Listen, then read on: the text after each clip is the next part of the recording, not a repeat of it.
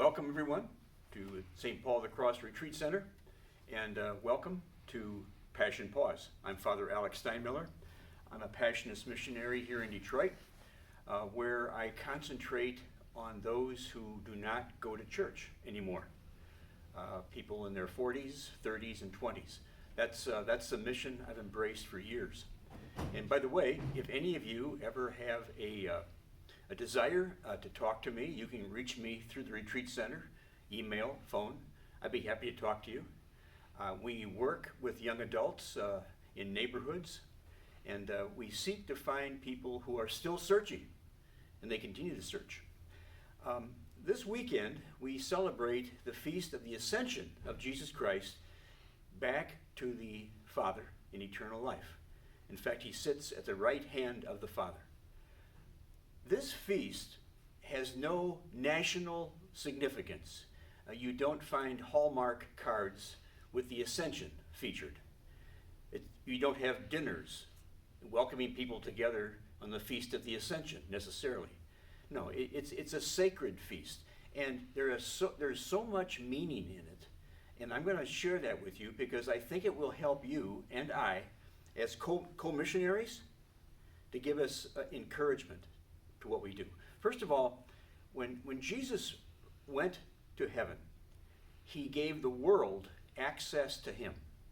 Up to that time, for 33 years, he was limited to a tiny area in the Middle East called Galilee, Jerusalem. That was his territory. That was his limits as a human being. And now he's accessible to you and I always, everywhere. And this is very significant because if I believe that Christ is present with me always, there's a certain habit of mind, I call it a habit of mind, that we integrate into our daily lives so that we see the presence of Christ in every situation that we come across. By the way, when I do these reflections, they aren't staged, they aren't rehearsed, they're pretty spontaneous. I use notes, and that's okay, because I want this to come from my heart and from my experience to you and your experience. So, taking on the presence of Christ each day means taking on a certain discipline of silence. A certain discipline of silence. Can you imagine yourself deliberately taking a deliberate discipline of silence in your day? 5 minutes, 10 minutes, if you're lucky. I take a few minutes each day in meditation and prayer. And why? Because it enables me to allow God to enter into me more deeply. It's beyond emotions. It's beyond outward signs. It's the Spirit. And in that Spirit, we actually become one with God, just like when you were married, you became one with your spouse. With your children, you became one with them. And there's a transformation that happens in that oneness, hopefully. And I believe that same transformation happens in our oneness with God. God becomes God's real self in Jesus. Jesus becomes his real self in the church. And the church becomes its real self in our celebration of sacraments. And by the way, sacraments are real connections with God. Real connections with God. But again, it takes that quiet meditation, it takes that discipline of silence to understand. One of the greatest examples of the silence of faith is in martyrdom. When you think about and read about martyrs and what they went through, talk about a faith that's so strong that they can endure the fear of death. That's a very powerful element in our lives, and it's within us. So we commit to walking the walk of Jesus when we commit to a discipline of silence. I took a vow of poverty, and poverty includes the vow of shutting up. It's the vow of not using words. It's a vow of just stopping all the chatter just to let God speak to us. that is a expression of poverty. That's right.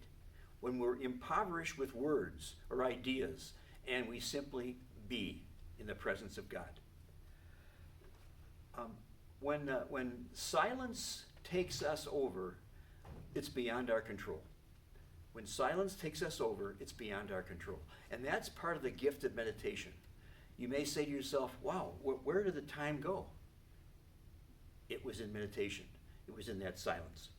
So I'm aware right now of the amount of hatred that is going on around our world, especially in the Middle East, the Palestinians and the Jews. Hatred, retaliation, territorialism, all of this. What can stop it? You know, I believe that a person deeply in contemplation can be an instrument to stopping even the worst of wars. I believe that.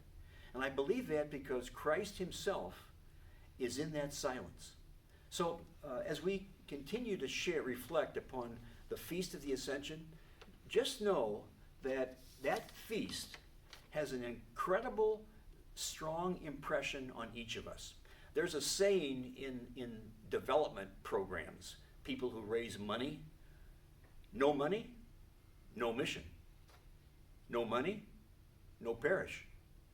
Think of this. No contemplation, no mission.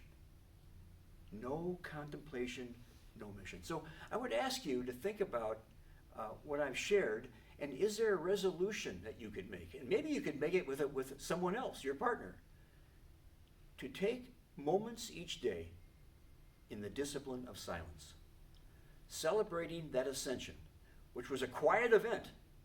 There was no roaring, there were no rocket blasts. It was Jesus simply ascending to the Father quietly. And that quiet is grace for you and me. So let's work on the discipline of silence as we enjoy that pregnant pause which bears fruit in people whom we meet. I pray for you in your meditation, if you'll pray for me. Thank you. Have a great day.